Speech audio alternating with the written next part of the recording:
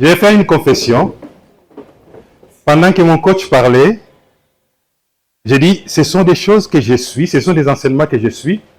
Il a commencé par la base, parce que quand on apprend dans les YouTube et dans d'autres documents, on se retrouve comme si on était déjà dans un level. Lui, il a bien commencé. Mais je me suis perdu, j'ai dit, et je suis tellement heureux qu'il a chuté là où je vais commencer. Vous me permettrez, parfois je vais m'asseoir et rester debout. Quand l'homme naît, il naît dans 3 dimensions directement. Chaque individu qui naît dans ce monde, que cela soit avant Jésus-Christ ou après Jésus-Christ, selon les temps, il naît dans 3 dimensions directement. La Bible est un manuel très scientifique, très important, très mystique. Et si vous lisez la Bible, comme mon coach l'a parlé, j'aimerais avoir votre prénom, papa, sinon... James, ok. Quand vous lisez la Bible, comme nous l'avons appris à l'école de dimanche, vous n'irez pas loin. Je vais vous choquer en vous disant, beaucoup de ceux qui ont maîtrisé les sciences, parce que dans la Bible on dit Moïse a été initié dans toute la science de l'Égypte. Si vous maîtrisez les choses, et quand vous revenez en lisant la Bible, vous comprenez certains secrets que vous aurez du mal à l'avoir apprise si un pasteur vous l'avait enseigné. Je vais choquer quelqu'un. Je réponds.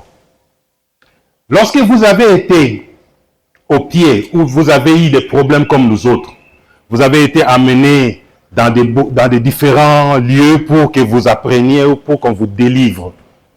Quand vous avez eu à lire des livres, et que finalement vous vous dites, non tiens, je vais apprendre maintenant à servir Dieu.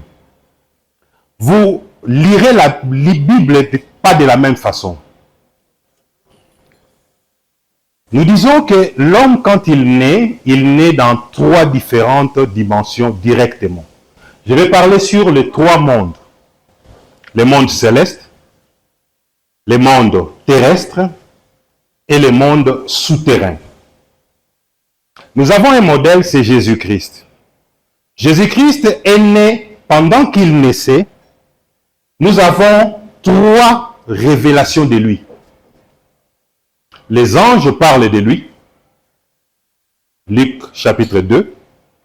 Les anges viennent parler de lui alors que ces bergers de Bethléem ne l'avaient pas encore vu. Il y a une dimension céleste de Jésus-Christ lorsqu'il est né. Et dans Matthieu, on nous parle des mages qui n'avaient rien à voir avec les anges, qui n'avaient rien à voir avec les sacrificateurs et les prêtres. C'était des occultistes. Des gens qui savaient lire l'étoile, les destinées et l'astrologie. Je crois que nous avançons. Donc, quand les mages arrivent, les mages ne viennent pas à Jérusalem comme étant des apôtres. Ils viennent comme des sages, des intellectuels, des grands connaisseurs. Ils arrivent, ils ne voient pas Jésus dans la dimension angélique. Ils voient Jésus dans la dimension astrale, astronomique, cosmique. Ils disent, nous avons vu son étoile. C'est pour cela même ils ne savaient pas la maison où les corps physiques étaient nés. Je crois que vous lisez la Bible. Ils n'ont pas vu, ils ne savaient pas. C'est comme ça, ils devaient se renseigner pour avoir la topologie, pour retrouver les corps physiques. Mais eux, ils avaient l'information du corps de son... J'ai un peu peur de dire ça. Cosmique plutôt. Parce que le corps astral, ça dit autre chose. Et quand vous lisez Apocalypse 12, on nous parle de Jésus qui, dans sa naissance, il y a les dragons qui voulaient tuer et la mère et le fils. Apocalypse 12. Il y eut un signe dans le ciel. Ces trois mondes-là, ces trois êtres-là, que cela soit les anges, que cela soit les mages, que cela soit aussi les dragons, ils ont l'information de la naissance. Mais ils ne sont pas capables de localiser physiquement ou localiser d'une façon directe, géographiquement, où était l'enfant. Donc nous disons, comme tu es né, le coach le disait déjà à l'introduction, si les mages ont parlé qu'ils ont vu l'étoile de Jésus-Christ, Job aussi parle de son étoile. Donc tout être normal est né, pendant qu'il était né, il y avait une étoile. Et vous verrez que beaucoup d'enfants dans la Bible, Isaac et autres, sont nés parce qu'un ange a averti qu'il viendra. J'aime quand un ange dit à Abraham, l'année prochaine, à la même époque, je reviendrai et Sarah aura un fils. Une année, la grossesse dit 9 mois, parce que pour déclarer un enfant, il faut attendre 3 mois. Donc, il dit l'année prochaine, à la même époque, je reviendrai et Sarah aura un fils. Donc, Isaac existait dans la dimension angélique, alors que Abraham et son épouse se plaignaient de ne pas avoir des enfants. Nous parlons ici d'une science qui dépasse les lettres. Nous parlons d'une science qui est au niveau de l'esprit. Je ne vais pas prendre beaucoup de temps. La Bible est un livre extraordinaire. Si vous le lisez avec une certaine intelligence, vous comprendrez quelque chose. Et Jésus-Christ est le maître dans cet art-là. La parabole de l'enfant prodigue. Luc 15. Là, il faut que je puisse m'asseoir. Je crois que tout le monde peut me suivre, même en étant assis. Si nous reconnaissons, si nous admettons qu'un enfant qui naît se retrouve dans ces trois mondes différents, cela veut dire que l'influence de ces trois mondes font la destinée d'une personne. Il y a un monde, le monde céleste est représenté par des êtres esprits que nous appelons les anges.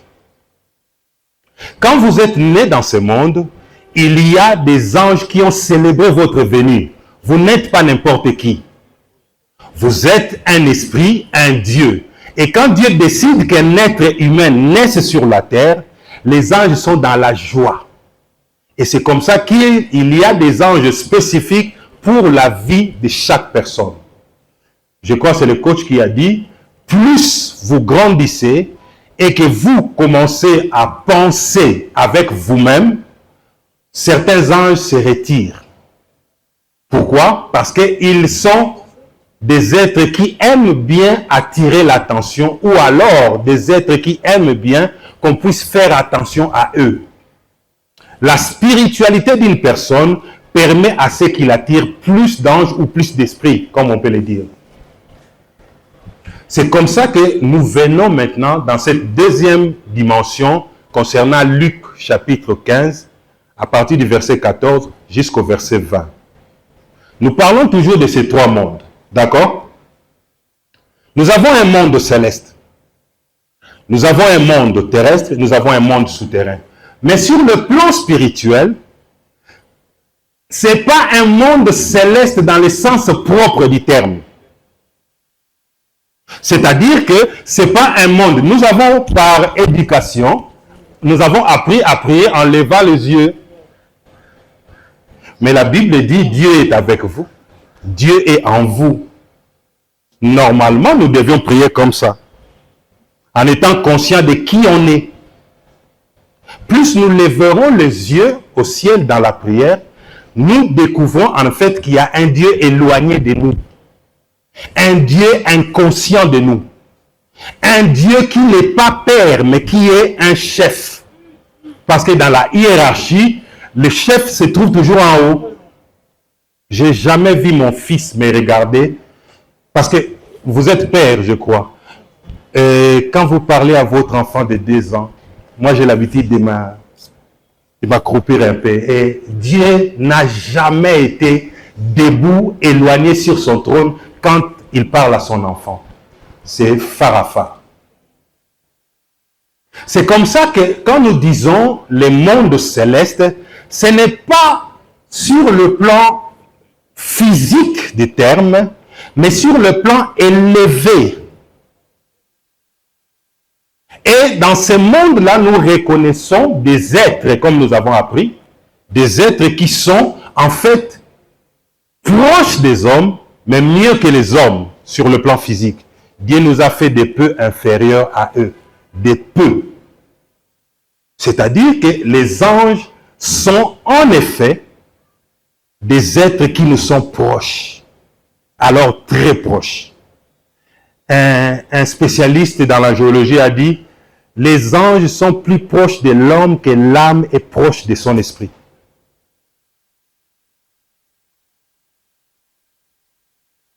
Il y a un deuxième monde que nous appelons, que nous intitulons ici le monde terrestre. Le monde terrestre n'est pas simplement un monde dans lequel nous voyons. J'ai eu peur et j'ai été plus que béni quand le coach parlait de la nature. Minéral, végétal, animal, humain, cosmique et...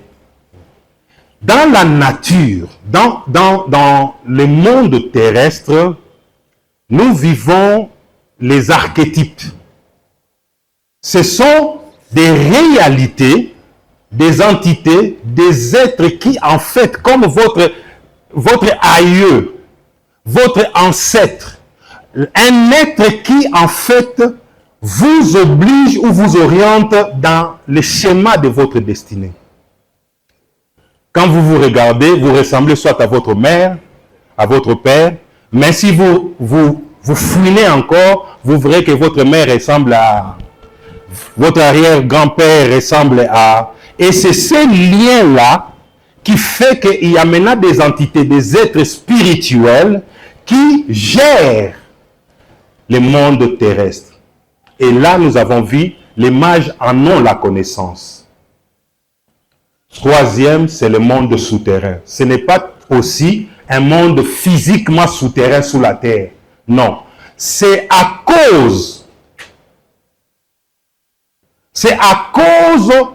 de cette forme, cette aura, cette lumineuse qui entoure ce monde qui fait qu'il apparaît comme étant souterrain. C'est-à-dire que mon doigt n'est pas moi mon lili, si je peux me permettre. C'est ce qui fait que on l'appelle souterrain. Alors, qu'est-ce qui fait que Jésus soit né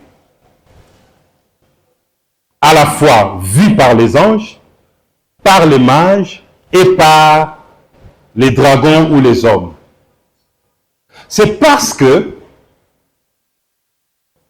je crois que maman journaliste est là, parce que sa question était pertinente. On ne peut pas te dire de ne plus penser mal. On t'amènera à l'échec. On doit te dire le meilleur que tu es, le meilleur que tu as, le meilleur que tu fais, et la merveilleuse version de toi sur laquelle tu dois commencer à te focaliser. Je rentre maintenant dans Luc 15. C'est un texte, une parabole, mais une parabole qui t'amène à comprendre les choses. Certainement que aujourd'hui, tu liras ces paraboles autrement. L'enfant prodigue. Il demande à son père son bien. Je crois que, est-ce qu'il y a quelqu'un qui a déjà lu ou écouté cette parabole? S'il vous plaît, levez la main, comme ça je saurai. Ok. Il prend l'argent de son père. Il s'en va. Les textes commencent, les meilleurs textes commencent après son départ. Ayant tout dilapidé, je parle en français facile, ayant tout dilapidé, il commença à se trouver dans le besoin. On le situe dans un monde. On le situe dans une réalité. Qu'est-ce qu'il va faire? Est-ce qu'il accepte que le besoin, c'est son monde? La Bible dit, le premier monde que tout homme qui est dans le besoin aime chercher à franchir, c'est le monde des moindres efforts. Il alla auprès d'un habitant de ce pays qu'il envoya garder ses pourceaux. Vous voyez, ce garçon était un enfant d'un riche. Il a tout, il est né dans 3 dimensions. Il a une étoile qui brille, il a des anges qui travaillent pour lui, et il est dans un monde où même le diable a peur de lui. Mais quand tu te dis de besoin, excusez-moi, je suis pasteur, dites-moi un peu besoin. Maman, je vous aime. Besoin, dites-moi besoin. Je voudrais encore l'attendre. J'ai appris le besoin est un manque de quelque chose qui est utile et important. Qu'est-ce qu'un besoin? Un besoin, c'est un manque. L'homme tel que je suis, tel que vous êtes, vous commencez à avoir des manques les jours où vous ignorez qui vous êtes. Il alla demander l'emploi auprès d'un homme. Et cet homme l'envoie dans le monde souterrain, les ports. Il ne l'emploie pas dans sa maison. Il ne l'emploie pas dans ses propres champs. Mais il l'envoie garder les ports. C'est une dimension qui est très très bas dans la fréquence. Tout ce que vous voulez avoir dans votre vie existe, mais dépend maintenant de la vibration à laquelle vous voulez y accéder. La somme d'argent, 200 000 $, 250 000 $, 100 $, voiture, ce sont des fréquences. Et elles ne viendront à vous que si vous vibrez à la fréquence correspondante. Le garçon avait besoin de juste avoir à manger. C'était un fils, un noble, un riche, mais il a diminué sa dimension en acceptant de manger juste les carouges, c'est-à-dire l'aliment des porcs. C'est le monde souterrain. C'est le monde dans lequel nous nous trouvons. Il faut na sala tout, na zone fils que 2000 francs, na kota malewa, na sarabu, na saraban. C'est pas votre nature. Mais vous acceptez et vous entrez dans cette fréquence-là. Automatiquement, le coach James a dit, si vous dites que Nazwa atteint 2000, à 2000, parce que le subconscient, c'est votre meilleure version. Et il ne te juge pas. Ce que tu dis, il le fait, surtout si tu l'accompagnes avec une émotion. Une pensée claire, au sein de maman Malewa, il te donnera que Malewa. Parce qu'en fait, quand tu as faim, quel genre d'image tu as? Quand tu veux te laver, chacun de nous a son propre savon, n'est-ce pas? Quand je dis savon, toi tu vois déjà ton savon à toi. Il y a un savon à Munganga, il y a Sunlight, tout ça, tout ça. Et c'est ces savons-là que tu verras, que tu auras, même à ton Zampiaka, tu trouveras toujours une occasion où tu achèteras ça. Entre parenthèses, en 81, je crois, je suivais une émission, c'était, j'ai oublié, c'est Bernard Tapie, pour ceux qui le connaissent. Bernard Tapie est passé dans cette émission Teuta Moussika. Et passé dans une émission, il parlait de son livre Gagné. Il a tellement bien parlé de ses livres. J'ai dit, je vais lire ces livres. 4 ans après, je vais dans Royal, Païba Tandaka, dans mon livre one. Je n'ai même pas discuté. 4 ans après. Donc, ce que vous voulez, vous l'aurez. Quand on était jeune, bateau bandé kotanga ba podium, ba VSD, ba nous deux, ba livre, ba magazine, ba là où en France. Tout ba roman, SAS, Malcolinge, tout ça. En tout cas, ce que l'Ingarango, tu rencontreras inéluctablement des gens qui lisent ça, avec lesquels vous allez faire l'échange. Pourquoi? Parce qu'en fait, nous avons été créés, non pas pour demander, mais pour nous connecter. L'enfant prodige va manger, ou on va même lui refuser des carouges parce qu'il vibrait bas. Les 3 mondes sont les 3 fréquences principales. La basse fréquence, la moyenne fréquence et la haute fréquence. La basse fréquence, c'est quand il veut travailler pour un homme qui ne le respectait pas. C'est ce que nous faisons nous tous. Je suis très heureux d'écouter mes frères dire « Je suis coach, je suis entrepreneur. Je suis informaticien, je suis entrepreneur. » Et ça fait peur au diable. Il y a 10 ans, on ne disait pas ça. Un pasteur devait rester à l'église. Un politicien devait rester dans la politique. Celui-ci restait. Mais j'ai écouté presque tout le monde disait « Je suis entrepreneur. » Pourquoi? Parce que l'argent est un esprit. Et un état d'esprit. Lorsque cet homme trouve qu'on ne lui donne pas, je suis dans le texte, hein, Luc 14, Luc 15. Deuxième niveau, il dit, il y a des mercenaires dans la maison de mon père qui ont leur pain en abondance.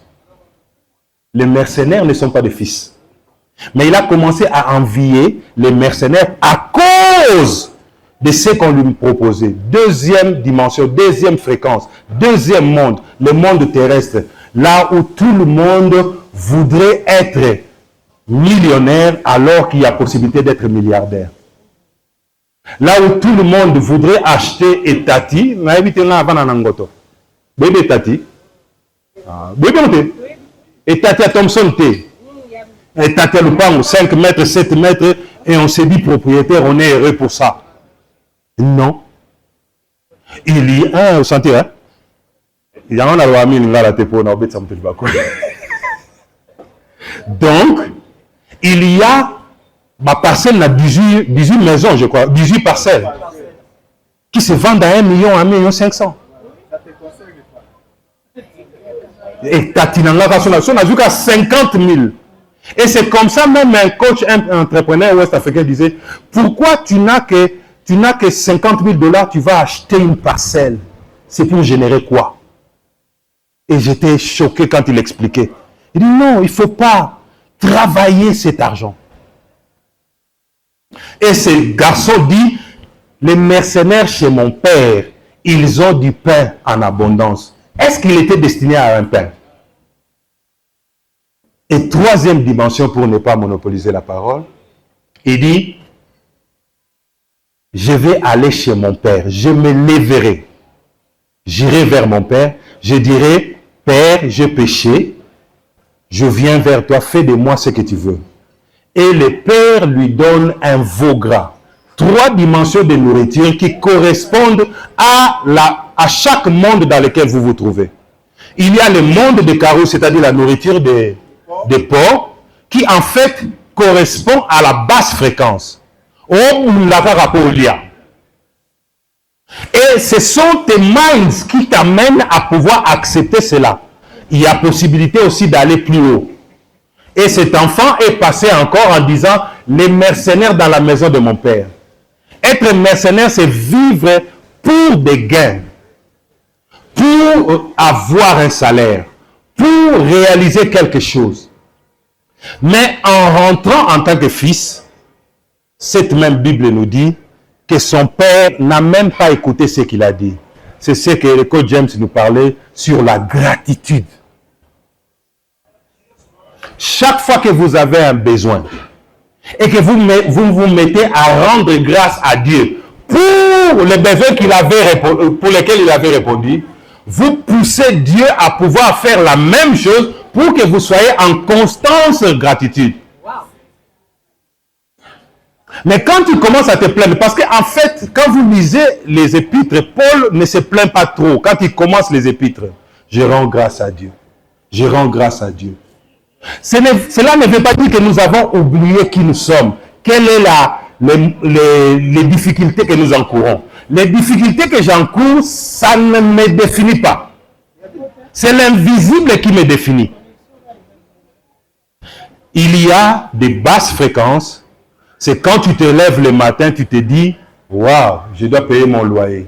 Ah, down. Et quand tu te réveilles le matin, tu te dis, je sors ce matin.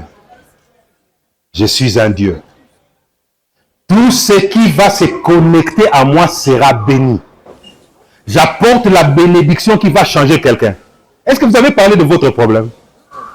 Les choses, les êtres, les émanations, les entités qui sont autour de vous se disent, ça c'est pas un homme, c'est un esprit. C'est comme ça que vous verrez toutes les grandes choses venir vers vous. En me résumant, je dis ceci. Nous sommes nés dans 3 différentes dimensions. Tel que tu es là, il y a une dimension cosmique. C'est-à-dire ton étoile parle de toi. On peut lire qui tu seras demain. On a dit, nous sommes venus adorer les rois des Juifs. C'était un petit garçon qui venait de naître dans une étable. Il y a des gens qui vous voient autrement que ce que vous pensez de vous-même. Parce qu'ils ont l'information. Deuxième dimension, ce sont les mages. Non, ce sont les anges. Les anges viennent dire à ces gens, il y a un homme qui est né dans votre entité, dans votre territoire, c'est votre chef. Et ceux qui restaient pour garder leur brebis ont tout remballé, ils sont allés lui rendre hommage. Comme pasteur, je dis, il y a quelqu'un qui doit se déplacer pour vous voir. Amen. Ah, bah, James, vous savez que vous avez Amen. Et bah, coach James, il m'a fait définir. J'ai été invité comme pasteur, pas comme... Il y a des gens qui vont se déplacer parce qu'ils existent, ces personnes-là. Ils ont besoin simplement de sentir que vous les attendez. Coach. Merci beaucoup. C'est pour applaudir. Merci, que Dieu vous bénisse. Merci beaucoup. Je vois que vraiment, nous sommes bénis. Très bénis. Ici, le coach James et le coach Dad. Le coach James va parler de la physique, la physique. Le coach Dad va parler des 3 mots. Vous avez dit que je vais résumer ça maintenant avec les 3 petits. Je profite pour vous présenter notre 4e panéliste qui vient d'arriver, comme je vous ai dit.